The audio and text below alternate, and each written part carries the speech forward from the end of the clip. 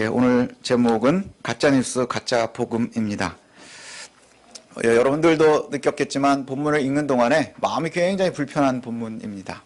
굉장히 마음이 불편하고 좀 특별히 이제 목회자인 저도 굉장히 긴장되고 좀 두려운 본문이기도 한데요. 예, 그래도 함께 또 우리가 직면하고 또 말씀을 대했으면 좋겠습니다. 영국 옥스퍼드대에서 인터넷 연구소라는 곳이 있다고 해요. 거기서 재미있는 조사 결과가 있어서 제가 보게 되었는데 2016년에, 그러니까 얼마 안 됐죠. 2016년에 대선이 끝나고 트럼프가 대통령이 됐습니다. 예, 트럼프 대통령이 이제 미국에서 당선이 됐죠. 세계 최강 국가입니다. 그리고 그 나라의 대통령이 되고, 그리고 나서 1년 뒤에, 예, 다시 또 인터넷에 여러 가지를 조사를 했다 그래요. 인터넷 연구소니까. 그런데 그곳에서 1년이 지난 후에도 보니까 소셜미디어, 그러니까 트위터나 페이스북이나 여기에 가짜뉴스가 너무 그 힘이 강력하더라. 이 결과가 나왔다는 거예요. 강력하더라. 그래서 2017년 11월부터 2018년 1월까지 미국의 트위터하고요, 페이스북하고, 그러니까 제일 큰 SNS죠.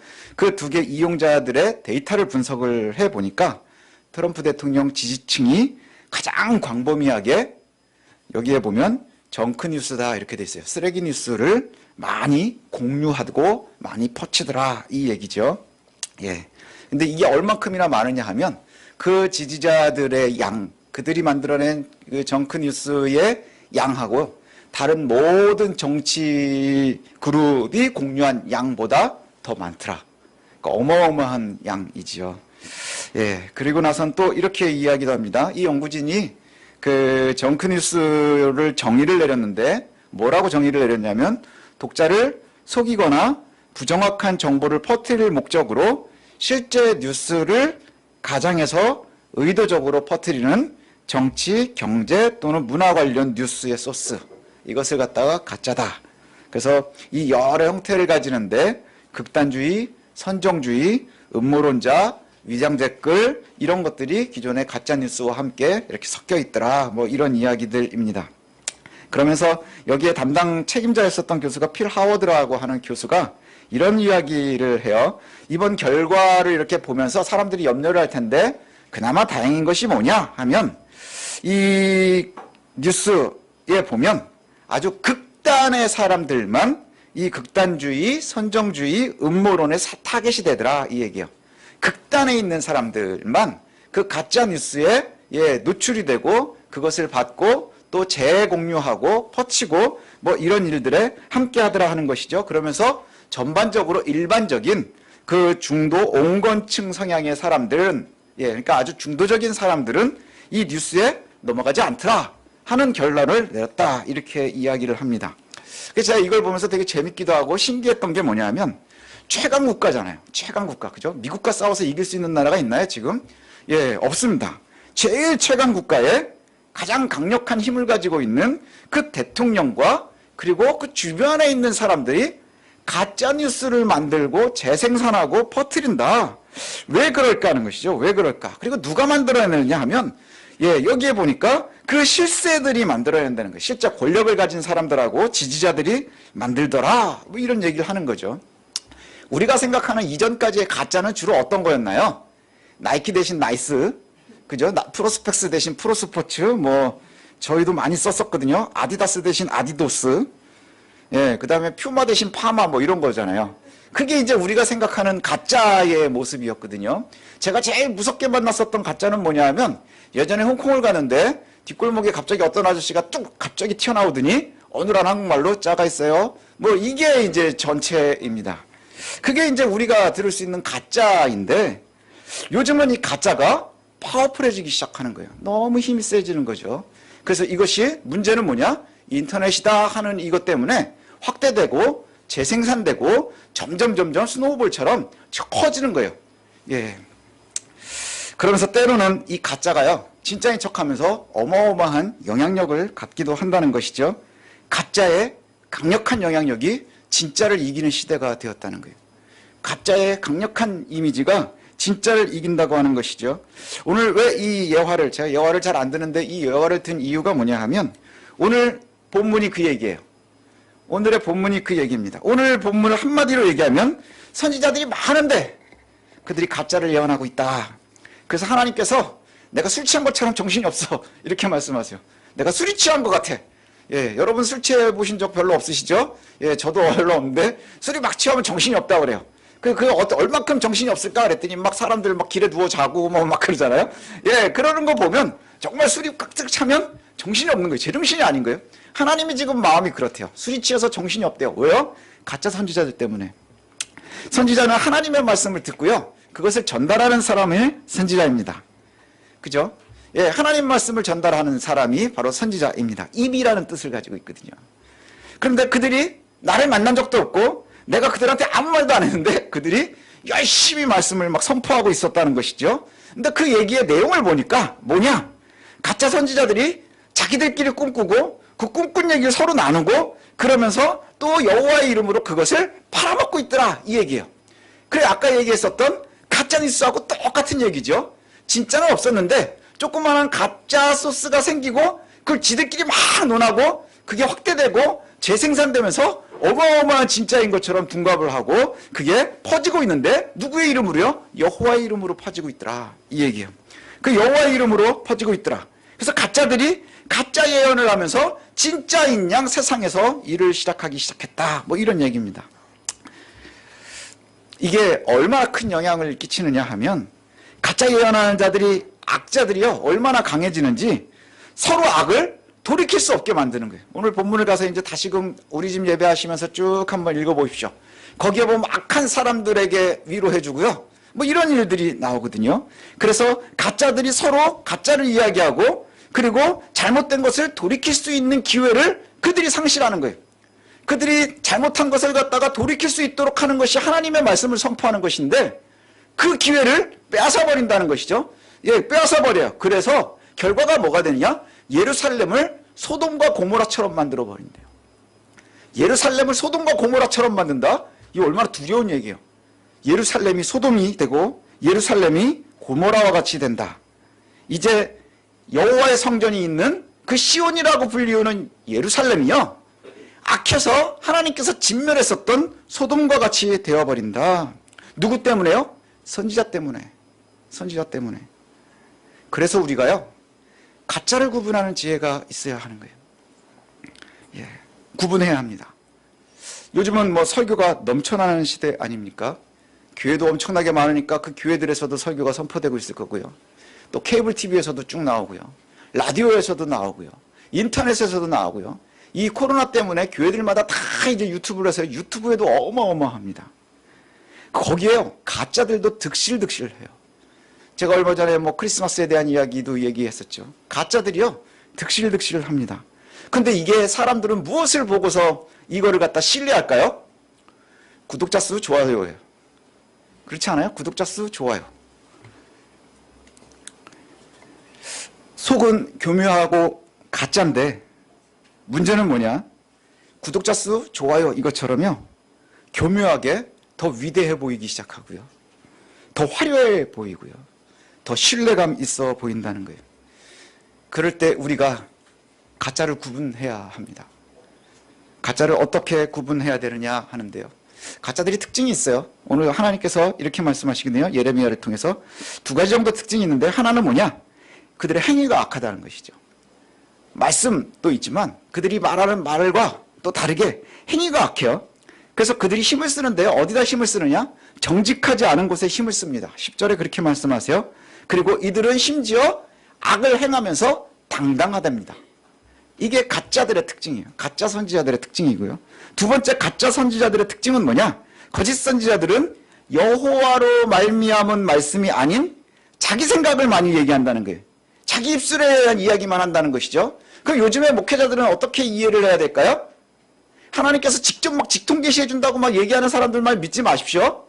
하나님께서 이미 말씀을 우리에게 주셨어요. 흔들리지 않는, 변하지 않을 말씀을 주셨어요. 제 알고 있는 목사님 한 분이 그런 말씀 하시더라고요. 왜 하나님께서 문자로 그냥 딱 주셨을까? 딴소리 못하게. 그죠? 우리 계약서와 같은 거예요. 이 성경이요. 계약서와 같은 거예요. 그런데 자꾸 딴 데서 딴소리를 하는 사람들은 우리가 뭘로 걸러낼 수 있어요? 성경으로 걸러내야 하는 거예요. 그와 마찬가지로고요. 여기의 말씀처럼 말씀이 아닌 자기 얘기하는 사람들이 있어요. 자기의 의도, 자기의 생각, 하나님의 말씀인 성경과요, 다른 얘기를 하면서 자기 입술에 나오는 말씀으로 선포한다는 것이죠. 그런데 이들이요, 특징이 뭐냐? 두려움이 없고 담대하다는 거예요. 그래서 말씀을 선포하는 사람들은 너무너무 조심하게 조심조심 선포하는 반들이 있는 반면에 가짜를 이야기하고 자기 얘기를 하는데 확신을 쳐서 담대하게 선포하기도 한다는 거예요. 이게 얼마나 두려움입니까? 그래서 이들이요, 하나님의 뜻에는 관심이 없기 때문에 선지자라고 얘기하고 여호와의 말씀을 선포하지만 하나님의 뜻에는 관심이 없기 때문에 하나님을 없이는 여기는 자들이라는 거죠. 그러니까 악을 행하면서도 담대하고 자기 말을 갖다 여호와의 이름으로 얘기하면서도 담대한 것이죠. 하나님의 뜻과 다른 길을 가고자 하는 사람들, 뭐예요? 악의 길을 가고 있는 사람들에게 축복하는 자들. 축복도 하고요, 평화를 선포해요. 여호와의 이름으로. 거짓 권력들에게, 거짓 힘에게, 거짓 능력에게, 그렇게 축복할 수 있는 행태들. 이것이 무엇 때문에 가능하냐? 가짜이기 때문에 가능하다는 거예요. 이럴 수 있는 이유가 뭐냐? 이렇게 말씀하는데, 이럴 수 있는 이유가 뭐냐? 여호와의 회의에 참여한 적이 없기 때문이다. 이렇게 얘기를 해요. 여호와의 회의에 참여한 적이 없다. 이 고대 근동에서요, 여호와의 회의라는 이제 표현이 이 구약 성경에 나오거든요. 여호와의 회의라는 것은 어떤 의미를 갖느냐면요, 이 사람들이 이제 가지고 있는, 그 고대의 근동 사람들이 가지고 있는 생각이 뭐냐면, 천상에 회의가 열리는 거예요. 천상에 회의가 열립니다. 하나님이 주재하는 회의예요. 하나님이 주재하는 회의에 천군 천사들도 이제 같이 앉고, 그리고 누가 거기에 참여하느냐? 하나님께서 보내시는 선지자들이 참여하는 거예요. 그래서 이사야도 참여하고 뭐 이렇게 참여를 하는 거죠. 그게 진짜로 실제로 딱 어디 장소에 모여가지고 뭐 어디 호텔 로비에서 모이자 뭐 이게 아니고요. 그렇게 이미지가 생기는 거예요. 그래서 거기에 참여한 자들이 하나님의 말씀을 듣고 그 다음에 그 말씀을 갖다가 백성들에게 선포하는 거예요. 그래서 그 자리, 하나님의 회의에 중요한 표현이 나오거든요. 이걸 갖다가 여호와께서 뭐라고 말씀하시느냐? 22절에 나의 회의다 이렇게 얘기를 해요. 나와 함께 썼던 곳. 그러면 이 회의라고 하는 표현이 무엇과 비슷하냐? 교회와 비슷해요. 그렇죠? 하나님께서 이곳에 계시고 우리와 함께하고 계시고 거기에 하나님이 말씀해 주시고 그곳에 초청된 자들이 모여서 예배하는 것과 비슷해요. 그것이 천상의 회의인데 이게 여호와의 회의인데요. 여기에 초청된 적이 없대요. 가짜 선지자들은. 여기에 초청된 적이 없는 자들이래요. 그러니 여호와의 회의에 참석한 적이 없으니 하나님께서 하신 말씀을 들은 적이 없는 자들이죠.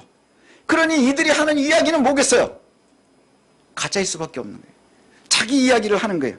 가짜들이 회의에는 참석하지 않고 초청되지 않았는데 여호와의 이름으로 막 선포를 하는 거예요. 그러면 그거는 뭐예요? 가짜예요. 가짜일 수밖에 없는 거예요. 그거와 마찬가지죠. 성경 말씀 말고 다른 얘기를 하면 가짜인 거죠. 하나님께서 우리에게 이미 주셨어요. 그래서 사실 선지자의 역할들을 저와 여러분들도 해요. 본의 아니게. 왜요? 전도하면서, 또 아이들을 양육하면서, 또 나보다 신앙이 연약한 이들과 함께 동역하면서, 그리고 서로에게 서로가 영향을 끼치면서 우리가 선지자의 역할을 해요. 하나님께서 직통으로 막 꿈속에서 말씀하지 않으셔도요, 우리가 위로하고 권면하고 다 선지자들의 역할을 한단 말이죠. 그런데 그게 여호와의 회의에 참여한 자들이 해야 하는 거예요. 여호와의 회의에 참여했다는 게 뭐라고요? 하나님의 말씀을 받은 자들이라는 것이죠. 그래서 가짜들이요, 뭘 주로 하느냐? 자기 얘기를 많이 해요. 자기 얘기를 하는 거예요. 자기 예화를 든다는 얘기가 아니고요, 자기 의도를 얘기하는 거예요. 자기 의도를. 근데 문제가 바로 여기서부터 시작이 됩니다. 가짜들이 자기 이야기를 하기 때문에 문제가 생기는데 어디서 한다고요? 여호와의 성전에서 하니까. 여호와의 성전에서 하니까. 자기들에게 유리한 거짓을 말하는 거예요. 자기들에게 유리한 거짓을 말하고요, 그 결과 아까도 말한 것처럼 악에서 되돌려 회개할 기회를 빼앗아 버리는 거예요. 악에서 되돌려 회개할 기회를 빼앗아 버려요. 그리고 교회가 소돔과 고모라와 같이 멸망당할 장소를 만들어 버리기 시작한다. 이렇게 이야기합니다. 또 주의 말씀을 훔치는 자들이거든요. 주의 말씀을 훔치는 자들이어서 주의 말씀을 들어야 될 그 백성들의 귀를 막아버리는 거예요. 그의 귀를 막아버려요. 가짜들의 이야기가 우리의 귀에 가득하다고 하면 결국엔 참 하나님의 말씀이 들어갈 자리가 없어진다는 것이죠. 우리가 구별하지 못하는 그 실수를 보면 결국은 가짜가 우리의 귀를 가득 막고 하나님의 말씀을 들을 수 없게 만든다고 하면 결국 우리는 삶이 하나님으로부터 멀어질 수밖에 없는 거예요. 우리의 삶이 하나님으로부터 멀어질 수밖에 없는 것이죠. 그래서 우리가 지켜야 되는 게 있어요. 우리는 반드시 지켜야 되는데 뭘 지켜야 되느냐? 저 같은 경우에는 저는 목사니까 여러분을 지켜야 돼요. 성도를 지켜야 되겠죠. 어디로부터요? 가짜 복음으로부터 지켜야 돼요. 또 저는 아빠이고 아들이고 또 남편이니까 내 사랑하는 가족을 지켜야 돼요. 무엇으로부터요? 외부로부터 오는 악한 세력으로부터. 그것이 경제적인 세력이건 사상의 세력이건 신앙의 세력이건 지켜야 되겠죠. 또 누구로부터 지켜야 되나요? 가짜로부터 지켜야 되는 거예요. 악한 세력으로부터 지켜야 돼요. 이를 위해서 철저하게 하나님의 말씀에 귀 기울여야 돼요. 왜 그래야 될까요? 뭘 알아야 지킬 거 아니에요. 뭐가 진짜인지 뭐가 가짜인지 알아야 지켜낼 수 있을 거 아니에요. 우리가 반드시 그것을 지켜야 되는데 우리는 본능적으로 어디에 끌리는 줄 아세요? 큰 목소리에 끌려요. 화려한 거에 끌려요. 규모에 끌려요. 더 많은 소리에 끌려요. 막 널려 있으면 끌리게 돼 있어요. 자, 저와 여러분들이 이제 저도 마찬가지고 여러분들도 마찬가지고요. 우리가 가짜로부터 나를 지키고 내 자녀를 지켜야 되고 내 주변의 이웃들을 지켜내야 돼요. 그러려면 기준이 있어야 되겠죠. 기준을 갖다가 좀 한번 살펴봐야 된다는 것이죠. 가짜들에게 속지 않기 위해서는 우리는 스스로 가지는 우리의 판단 기준을 갖다가 먼저 확인해 봐야 돼요. 내가 좋은 자를 가지고 있느냐, 좋은 기준을 가지고 있느냐. 근데 성경은 여러 군데서 그렇게 말씀하세요. 우리는 외모만 보니까. 외모를 본다는 건 뭘까요? 규모를 보고 화려함을 보고 그럴듯해 보이는 것을 보고 이러지요. 그래서 우리의 판단 기준이 구별법이 겉모습뿐입니다. 그래서 보는 것이 스피커가 유명하냐 하는 게 우리가 우선 되겠죠. 유명한 사람들 신뢰해요. 또 모두가 좋아하고 인기 있으면 신뢰해요. 또 항상 평강과 축복을 선포하는 일을 신뢰해요. 왠줄 아십니까? 듣고 싶은 얘기를 해주니까. 그런데 진짜는 화려함에 있지 않습니다. 직책에 있지 않습니다. 규모에 있지 않습니다. 그것을 알 수 있는 것이 당시에 예레미야보다 가짜들이 훨씬 유력했어요. 예루살렘 성전에 모든 권력을 가지고 있었고 권위가 있었고 그 다음에 인기 있는 자들이었습니다. 그래서 당시에 예레미야는 늘 외로웠고 힘들었고 고통스러웠고 그래서 하나님한테 짜증냈어요. 왜 나한테 이러십니까? 나 이제 그만하고 싶습니다. 뭐 이럴 정도로 힘들어했었다는 것이죠. 업신여김 당하고 매맞고 갇히고 행위가 악하고 여호와의 이름으로 전하는 가짜는 우리가 구별하기 위해서 노력해야 돼요. 요즘은 특별히 더 그렇습니다. 마지막 때가 가까울수록 저와 여러분들이 정말 노력해야 되는 것이 뭐냐? 가짜를 구분할 수 있어야 돼요. 가짜를 반드시 구분해내야 됩니다. 왠줄 아십니까? 가짜를 구분하지 못하는 것이 멸망으로 치닫는 길이기 때문인 거예요. 멸망으로 치닫는 길이기 때문인 거예요. 우리가 무엇 때문에 멸망을 두려워합니까? 요즘 사람들은 기후 때문이라고 그래요. 정치 때문이라고 그래요. 아니에요. 우리가 진짜 복음을 구분하지 못하며 점점 악으로 향해 돌아간다고 하면 그것이 멸망의 길로 가는 겁니다. 가짜를 결과는 멸망이라고 했죠. 30절에 보니까 이런 표현이 나오거든요. 그들은 하나님의 마음을 훔치는 자들이래요. 하나님의 마음을 훔치는 자들, 서로 내 말을 도둑질하는 선지자들, 그들을 내가 치겠다 이렇게 말씀하세요. 마지막 때에 하나님께서 치는 이들이 누구냐? 하나님의 말씀을 도둑질하는 자들이에요. 이 말씀의 뜻이 주의 말씀을 들어야 될 성도들에게 전달될 말들을 중간에 다 빼앗아가는 거예요. 그래서 성도들이, 하나님의 백성들이 그 말을 들을 수 없게 만든다는 것이죠. 그들을 내가 칠 것이라. 가짜를 자꾸 얘기하는 것은 진짜를 들을 기회를 빼앗는다는 얘기예요. 또 31절에는 이런 말씀이 나와요. 여호와의 말씀이다 라고 함부로 말하면서 혀를 놀리는 자들을 내가 또 치겠다 이렇게 얘기를 해요. 함부로 혀를 놀린다 하는 말을 이렇게 해석을 합니다. 자기 생각을 말하고 자기 정치적인 의견을 이야기하고 자기 상황을 이야기하고 자기를 변호하는데 주의 강단을 사용하는 거예요. 함부로 짓거리는 이들이 많다는 것이죠. 예를 들면 이거예요.